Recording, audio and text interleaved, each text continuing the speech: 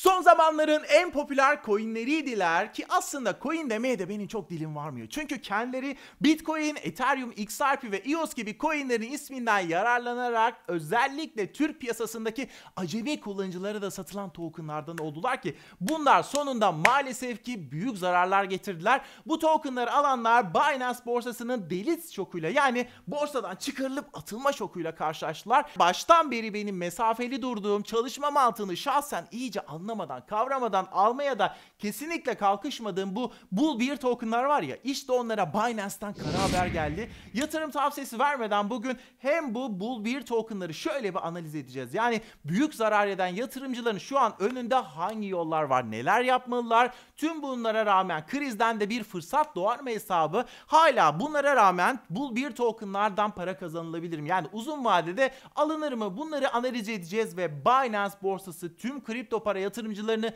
zora sokabilecek başka delisler yapabilir mi?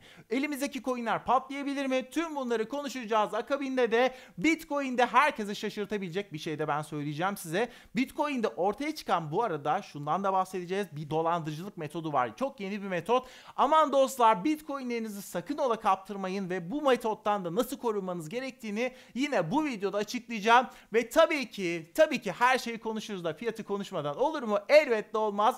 Bitcoin'de yeni hedefler var. Fiyat ne olabilir? Yükselir mi, düşer mi? Ethereum, XRP, Stellar, Cardano hiç fark etmez. Tüm altcoin'ler için de şu an şu noktada kritik seviye neresi? Hangi hareket yaparlarsa peşinden ne beklemeliyiz? En önemli olayları çat çat masaya yatıracağız ve bence bu videoyu her yatırımcının sonuna kadar izlemesi gerekli, ama isterseniz açıklama kısmındaki saniyeleri tıklayarak da istediğiniz konuya şöyle jet hızıyla geçebilirsiniz. Ve dostlar, bu ay tam 3 tane ledger veriyoruz. Biliyorsunuz, aşağıdaki linkten formu doldurun, kanalıma abone olun, zile dokunun, videolarımı beğenin ve yorumlarınızı da bam bam yazın dostlar. Kripto paralarla ilgili en son olayları da ben Eren çok hızlıca öğrenmek istiyorum derseniz de, böyle dolanmadan sağa sola gitmeden en noktadan, top noktadan öğrenmek istiyorum derseniz de hepinizi yeni projemize coindikkat.com'a bekliyorum. Hadi bakalım, bam bam başlıyoruz.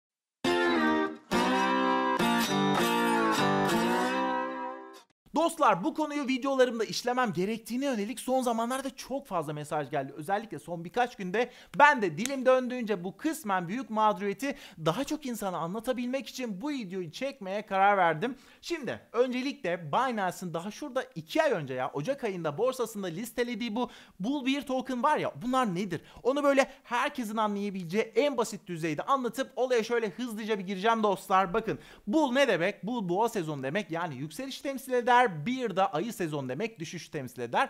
Bugüne kadar yükseleceğini düşünen gitti Bull token aldı. Düşeceğini düşünen de, düşeceğini tahmin eden de bir token aldı dostlar, ama arada şöyle çok keskin bir fark var. Bakın, siz örneğin Bitcoin için Bull token'ı veya Ethereum için Ether Bull token'ı alırken gidip Bitcoin veya Ethereum almıyorsunuz. Bunlar FTX'in kendiliğinden, ama kendiliğinden 3x kaldıraçlı tokenlarıdır. Kaldıraçın ne olduğu ile ilgili de kanalda zaten Kripto Sözlük'te 3-4 tane videom var dostlar. Sorarsanız yorumlarda da linkleri gönderirim.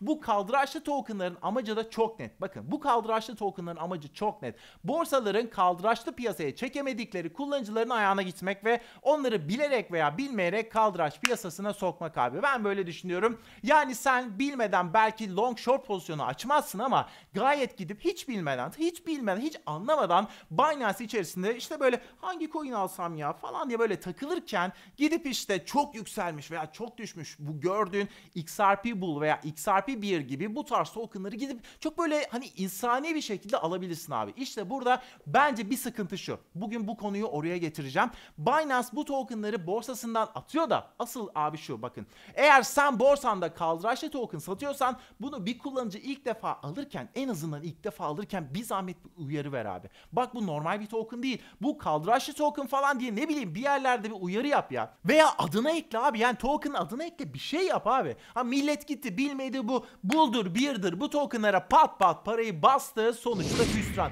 Ha, bu tokenların hiç mi avantajı yok derseniz elbette var, ama ya mesela örnek veriyorum, siz böyle hem kaldıraç piyasasını iyi biliyorsunuzdur hem de teminattır, marjindir, likiditedir, bunlarla uğraşmak istemiyorsanız ve tabii ki de her birini tek tek yönetmek istemiyorsanız bu tokenlar size göre olabilir, ama sıkıntı şu dostlar, bakın, bir borsa olarak web sitende bu tokenların kısaca ne olduğunu anlatman bence yetmiyor abi. Kaç kişi girip senin bu duyurunu okuyor ki? Ha tamam, alım esnasında dediğim gibi bir uyarı eklemen gerekiyordu. Hatta yanlış hatırlamıyorsam bakın, bu Bull'dur, Bear'dır, tokenlar, bunlar çıkınca Binance'ın web sitesi dahil ben araştırma yaptım. Adam akıllı bir açıklamaya da denk gelmedim. Hani uyarıyı geçtim, iyi bir açıklama da olabilirdi. Bakın ben eminim abi, çoğu insan bunları gitti ne yaptı biliyor musunuz? Bitcoin, Ethereum, XRP alır gibi gerçekten bu şekilde gitti, bunları birer coin sanarak aldı. Ha, yazık değil mi abi insanların parasına ya? Para kolay mı kazanılıyor? Gerçi işte bu işte yani sadece borsa tarafından değil, ben yatırımcı tarafından bakacak olursak da birazcık bizde de hata var. Ne olduğunu bilmeden löp diye gidip alıveriyoruz abi coinleri. O hani borsa uygulamalarında görüyoruz ya, %60 artış, %70 artış. Ne olduğunu hiç önemi yok. O artışlar bizim abi bir gözümüzü boyu veriyor ya. Gerçekten her şey silini veriyor. O yükselişi gördük ya, her şey silini veriyor. Bunun olmaması gerekiyor dostlar. Bir de bu Bull bir tokenlar var ya, bunun sürecinde özellikle kullanıcı yorumlarını da ben takip etmeye çalıştım. Birçok platformda bunu yapmaya çalıştım. Bazı kullanıcılar bu tokenların işleyişinde hata var, Binance bunu kabul etmiyor dese de bakın ben genelde düşülen hatayı söyleyeceğim size. İnsanlar örneğin Bitcoin 9000 dolar derken gidip bu Bull token alırken sanıyorlardı ki Bitcoin düşse de çıksa da Bitcoin sonrasında 9000 dolara geldiğinde benim bu Bull token'ım da aynı fiyatta olacak. Dolayısıyla ben zarar etmeyeceğim. Bakın geldiğimiz noktada belki de kullanıcıların en çok yanılgıya düştüğü noktada tam olarak burası dostlar. Sizin aldığınız tokenlar, bakın sizin aldığınız tokenlar bu tamamen o tokenların bağlı olduğu coin neyse, Bitcoin, Ethereum, XRP, EOS her neyse onların long ve short kontratların hacmine bağlı. Evet, genelde işte Bitcoin yükselince bu Bull token da yükselebiliyor ama direkt arada bir bağ yok. Bakın direkt arada bir bağ yok. Şimdi hemen herkesin anlayabileceği şekilde gerçekçi bir senaryoyla yolumuza bakalım abi. En basit şekilde ben bilen bilmeyen herkese anlatmak istiyorum dostlar. Mesela Bitcoin'in fiyatı 9000 dolarken ortam süperdir ya. Mesela yani daha doğrusu hızlı bir şekilde 9000 dolara çıkmışken ortam süperdir.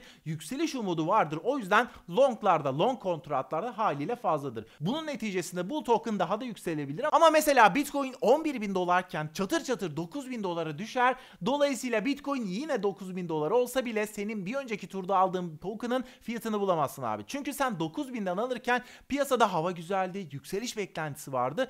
Dolayısıyla long dediğimiz yükseliş pozisyonları daha çok açıldı. 11.000 dolardan 9.000 dolara düştüğünde de piyasa kötüydü ve düşüş beklentisi hakim oldu ve bu da short pozisyonların daha çok açılmasına neden oldu. Bitcoin her iki senaryoda da 9.000 dolar, bakın buraya dikkat, her iki senaryoda da Bitcoin 9.000 dolar ama birinde longlar hakim, diğerinde de shortlar hakim. Tabi Binance olarak genel kullanıcı için son derece karmaşık olan bu bir tokenlar, Bull tokenlar bence kesinlikle çok daha iyi anlatılmalıydı. Belki videolarla, belki örneklerle, farklı senaryolarla kullanıcıya gidilmeliydi ama bakmayın yani şurada daha 2-3 hafta öncesine kadar bile doğru düzgün bilgi internette yoktu ve kullanıcılar artık çok daha dikkatli olmalılar dostlar. Çünkü Binance bu tokenları daha 2 ay önce borsaya ekledi ya ve şimdi de apar topar kaldırıyor. Sebep olarak da biz anlaşılamadık diyor. Binance bunu söylüyor ama sen zaten anlaşılmak için çok bir şey yapmadın abi. Demin bahsettik. Hatta normal kullanıcı için bu kadar karmaşık olabilecek bir sistemi sen belki de direkt böyle piyasaya yeni girmiş kullanıcıya da pat diye açmaman gerekiyordu. Mesela ilk olarak ne yapardın? Daha önce kaldıraçlı işlem yapmış kullanıcılara bu özelliği açabilirdin. Bu tokenları satın alma opsiyonu sunabilirdin. Sonra da her kullanıcıya açardın abi. Birazcık böyle bir yavaş yavaş bu olaya girerdin ve Binance'dan 7.000 Bitcoin çalındığı zaman hatırlıyorsunuz değil mi? Gerçekten o süreci bence harikulade yönetmişlerdi. Kullanıcıları sürekli bilgilendirerek rahatlatmışlardı ama bu sefer bence olmadı abi. Ama dostlar şunu da sevmiyorum. Bakın şunu da sevmiyorum. Yok Binance kullanıcılara tezgah kurdu. Yok işte onları terste bıraktı. Alma abicim. Yani alma. Kimse seni zorlamıyor bu tokenları almaya. Çuvaldızı birazcık kendimize de batırmamız lazım. Evet, pozitif olacağız ama birazcık realistik de olacağız. İki tarafında bence hataları var. Neyse, şimdi eminim şunu merak ediyorsunuz. Eren, biz bu Bull bir tokenlara girdik. Büyük zarar ettik. Ne yapacağız? Ve işte herkesin kaçtığı bu dönemde bu Bull bir tokenları almak acaba fırsat mı? Bunları konuşacağız dostlar. Başta dediğim gibi bakın, öncelikle eğer girdiysek, elimizde bu Bull bir tokenlar kaldıysa yarına kadar, yani 31 Mart'a kadar ya bunları zararına satacağız. 31'inde çünkü tüm işlemleri durduracak Binance. Böyle bir açıklama yaptı. Ya da elimizdeki bu Bull bir tokenlar var ya, bunları başka bir yere çekeceğiz. Ya da Binance'ın açıklamasına göre bekleyeceğiz abi. Hiçbir şey yapmadan bekleyeceğiz. Bu tokenların ederi bize delist edildiği an itibariyle değeri üzerinden 14 gün içerisinde hesabımıza BUSD, yani Binance'in ABD dolarına endekslenmiş Tether benzeri coin ile ödeme yapılacak. Yani zorunlu bir satış söz konusu. Ve dediğim gibi tüm bu token tokenların delist edilmesi yani Binance'ten kaldırılmasına neden olan şey de Binance'ın açıklamasına göre anlaşılamamak. Anlaşılmak için neler yapmış ve bu tokenlara yönelik kullanıcıyı bilinçlendirmek için hangi eforları sarf etmiş? Gerçekten ben bir şey göremedim. Gören varsa yorumlarda yazsın. Hep birlikte öğrenelim dostlar ama şunu söyleyeceğim. Ben burada işte herhangi bir borsayı veya coin'i onu bunu şillemem biliyorsunuz. Ben neyse onu söylerim. Doğruysa doğru, yanlışsa yanlış söylerim ki doğru bir şeyini de söyledim Binance'in. Biliyorsunuz bu 7000 Bitcoin'in hacklendiği süreci gerçekten bence bir iletişimci, bir reklamcı olarak, bir dijitalci olarak çok başarılı buldum. Gerçekten adım adım sürekli bilgi verdiler ki bir süre bilgi vermeseniz bile gerçekten böyle bir gün ortadan kaybolun, tamam mı? Bir gün işte Binance'in CEO'su CZ'dir tweet atmasın, tamam mı? Acaba ne oldu? Gerçekten paramız gitti mi falan? Hemen böyle konuşmalar başlar. Bunlara hiç fırsat vermediler. O nokta çok başarılıydı ama bu noktayı çok başarılı görmedim. Ve hemen bu videonun başında sorduğumuz diğer soruyu cevaplayalım. Eren,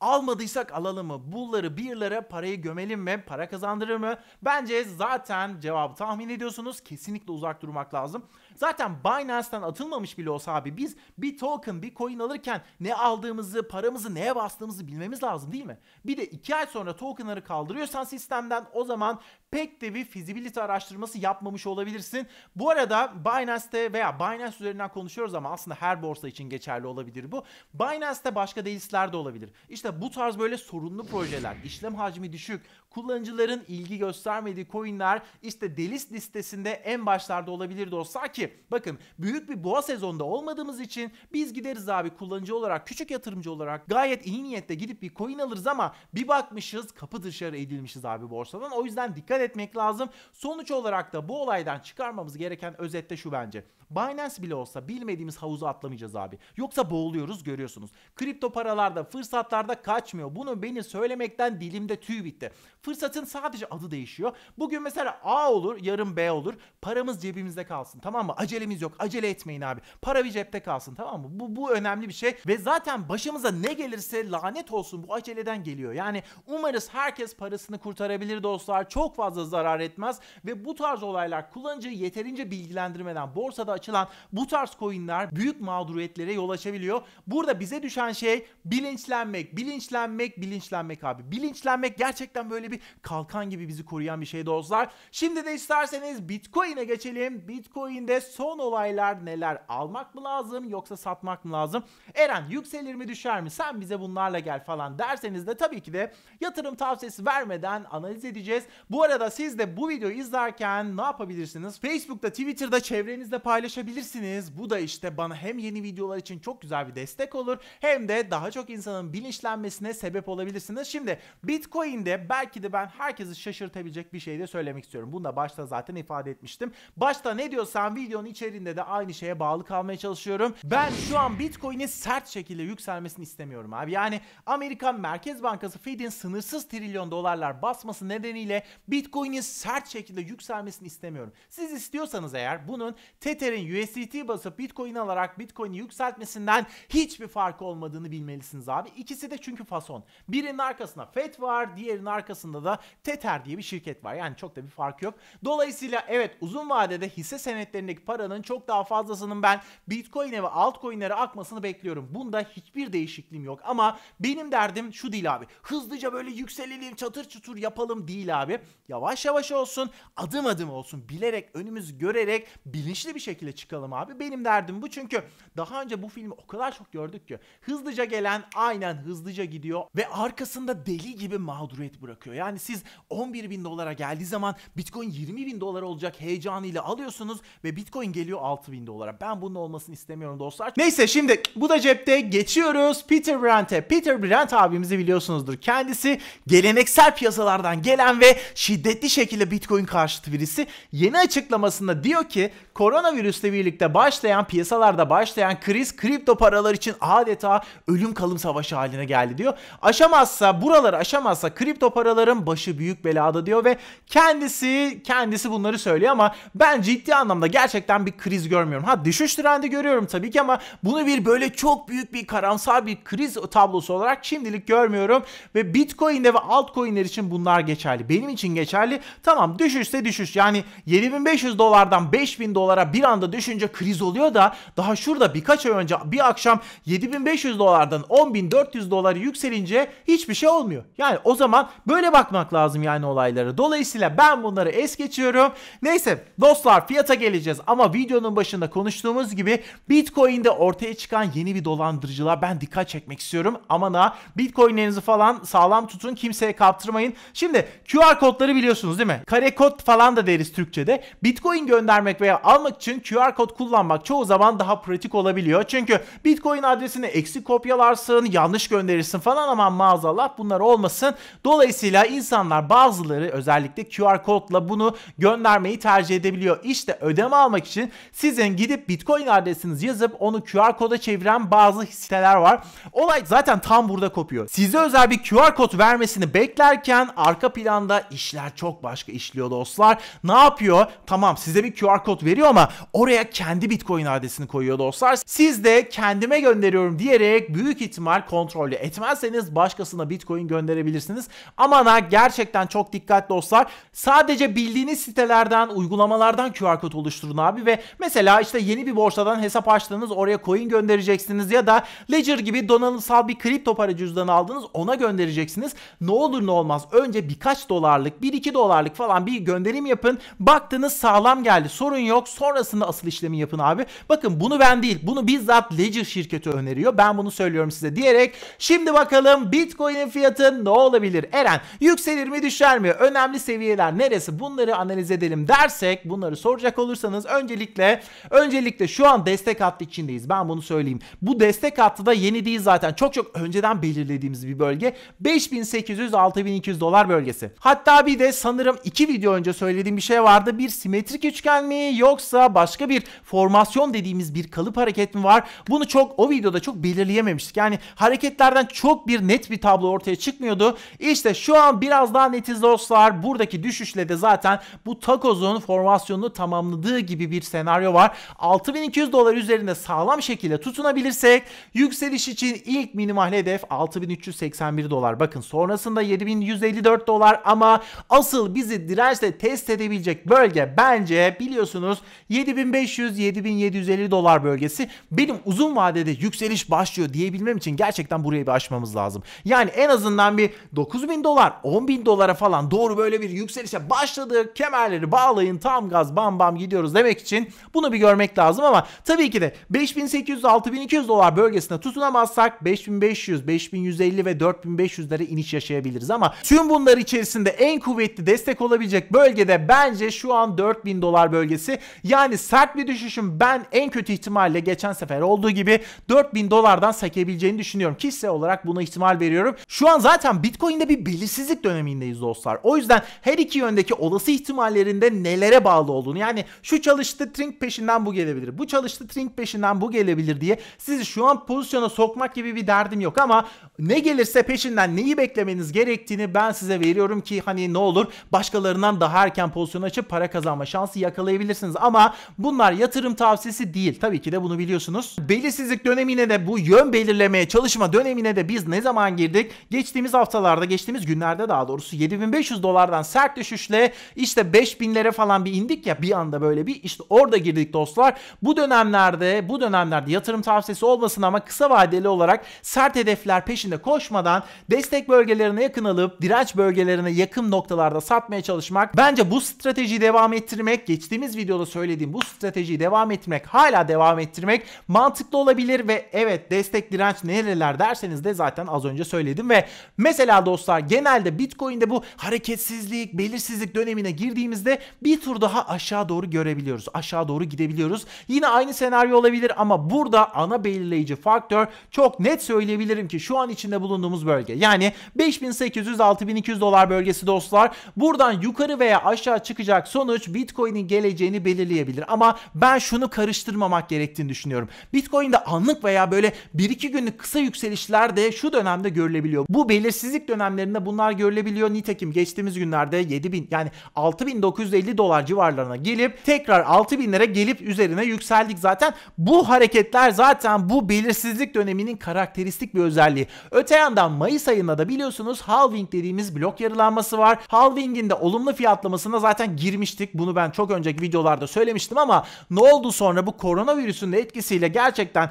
küresel krizin de daha net başlamasıyla birlikte bu olay başka bir boyuta evrildi. Ortada olumlu fiyatlama falan kalmadı. Belki de tüm dünya piyasalarının çakıldığı şu ortamda, yani geçenki videoda ve canlı yayında söylediğim Boeing gibi uçak üreten köklü bir şirketin borsadaki hisseleri bile 350 dolardan 100 doların altına indiği bir ortamda, ama Boeing diyoruz ama bunun gibi onlarca şirket var dostlar. Boeing sadece buna bir örnek. Adeta tüm hisse senetlerinin altcoin'ler gibi bir oraya bir buraya savrulduğu şu ortamda Bitcoin'in 7.500-8.000 dolardan işte 5.000 dolara inmesi bence çok normal. Hatta iyi bile. Hatırlarsanız koronavirüsünün olumsuz etkileri piyasaya gelmeden önce Bitcoin 7.500-7.750 dediğim o destek bölgesi var ya, oradaydı. Şimdi ne oldu abi? Döndü dolaştı geldi 6.250 dolar 6.300 dolar bölgelerinde takılıyor. O yüzden totalde baktığımızda evet, kriz etkiledi. Gerçekten etkiledi ama bu etki bence çok da derin olmadı. Bu sefer adı küresel kriz ama Bitcoin bundan çok daha sert düşüşleri de geçtiğimiz zamanlarda gördü. Sonuç olarak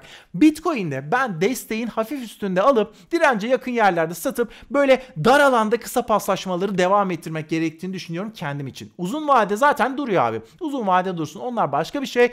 Bitcoin dışında gelelim. Neye gelelim? Ethereum, XRP, Stellar, Cardano, BNB ve Tron gibi birçok altcoin'i direkt etkileyebilecek, hatta direkt onun içinden gelen bir veri bu. Altcoin market cap analizine baktığımızda da tüm altcoin'lerin aslında Bitcoin'e odaklandığını, Bitcoin'den bir hareket beklediğini ben düşünüyorum. Altcoin market cap şu an 57 milyar dolar ve şöyle %10 daha yükselse dostlar gerçekten tüm altcoin'lerin daha sağlam bir noktaya taşıyabileceğini düşünüyorum ben. Çünkü 59 milyar dolarda bir direnç var. Onu aşıp üzerine kalmış olacaklar. Unutmayın, adı önemli değil ama şu an altcoin'lerde %10'luk bir yükselişe bizim gerçekten ihtiyacımız var. 2 daha 4. Ama tabii bu %10 yükseldik sonrasında daha sert bir yükseliş bekleyeceğiz diye bir şey yok dostlar. Piyasanın genel trendi zaten biraz daha düşüş yönünde ama benim derdim şu an tepe taklak olmayalım. Tepe taklak olup bir kaosa sürüklenmeyelim dostlar. Çünkü parabolik SAR şu an sat veriyor. Ama ne var? 50 günlük hareketli ortalamaya şu an 50-50 gibiyiz. Yani oralara yaklaştık. Üzerinde takılıyoruz. İşte altcoin'lerde biraz daha güç diyorum ya. İşte bu %10 falan, böyle bir %10 daha bir yükseliş bekliyorum, istiyorum ya. Bu da zaten geçtiğimiz dönemlerde oldu. Yani 20 Mart'ta 27 Mart'ta bunlar yaşandı ama %10 yükseliş geldi ama sonrasında burada kalamadı. Benim derdim %10 yükselsin, tüm altcoin'ler orada bir sağlamda kalsın. Kendini burayı böyle bir destek yapsınlar dostlar. Sonuç olarak baktığımızda şu an bir belirsizlik var. Bir toparlanmaya çalışma, kendine böyle bir yön bulmaya arama, yön bulmaya çalışma sürecindeyiz dostlar. Destek, dirençte alım satım olayları altcoin'ler için de geçerli bence. Şu konuda uyarayım. Yönün çok da belli olmadığı bu durumlarda kaldıraçlı işlemler özellikle daha tehlikeli olabilir. Umarım önümüzdeki günlerde altcoin'ler daha da yön bulur kendisine ve daha karakteristik bir yapıya bürünür ki daha da net şeyler size söyleyebilirim dostlar. Ama bence bugünün altcoin'lerdeki en önemli olayı bu abi. Yani %10'luk yükseliş gerekiyor. Böyle bir ihtiyaç var. Ben bu %10'luk yükselişi de elbette Bitcoin'in de yardımıyla bekliyorum, istiyorum. Daha da böyle aşağı doğru yuvarlanmamak için dostlar. Bu arada bu söylediklerim tüm altcoin'ler için geçerli. Son zamanlarda biliyorsunuz altcoin market cap analizi yapmaya başladım. Çünkü bana birçok altcoin'in sorusu geliyor. Yani Eren şu ne olur, Eren bu ne olur falan. İşte altcoin market cap analizi genel olarak bütün coin'lere cevap vermek için çok güzel bir analiz. Dostlar bu arada Ledger çekilişimizde biliyorsunuz son haftaya giriyoruz. Kazanma şansınızı sakın ola kaçırmayın. Bunun için ne yapacaksınız? Aşağıdaki formu doldurun. Kanalıma abone olmayı unutmayın. Hala abone olmadıysanız ve abone ol butonunun yanındaki zile mutlaka dokunun dostlar ve ayrıca tabii ki de videolarımı beğenin, yorumlarınızda bol bol yazını eksik etmeyin. Şimdi de isterseniz bugünün bonus bilgisine geçelim. Çok ilginç bir bilgi vereceğim size. Şu hani sitcom dediğimiz diziler var ya, arka planda böyle ha ha ha diye böyle bir kahkahalar falan gelir. Ben şu an söyleyince beyninizde canlandı muhtemelen. Bunlar dostlar, bu kahkahalar, bu sesler tam 1950 yılında kaydedilmiş, biliyor musunuz? Yani bir bakıma şu an işte bir sitcom dizisini izlerken şu an hayatta olmayan insanların kahkahalarını duyuyoruz, duymaya devam ediyoruz. Bu videoyu sevdiklerinizle paylaşmayı, Facebook'ta, Twitter'da yayınlamayı sakın ola unutmayın. Hoşça kalın, kripto sözlükte kalın. Bam bam.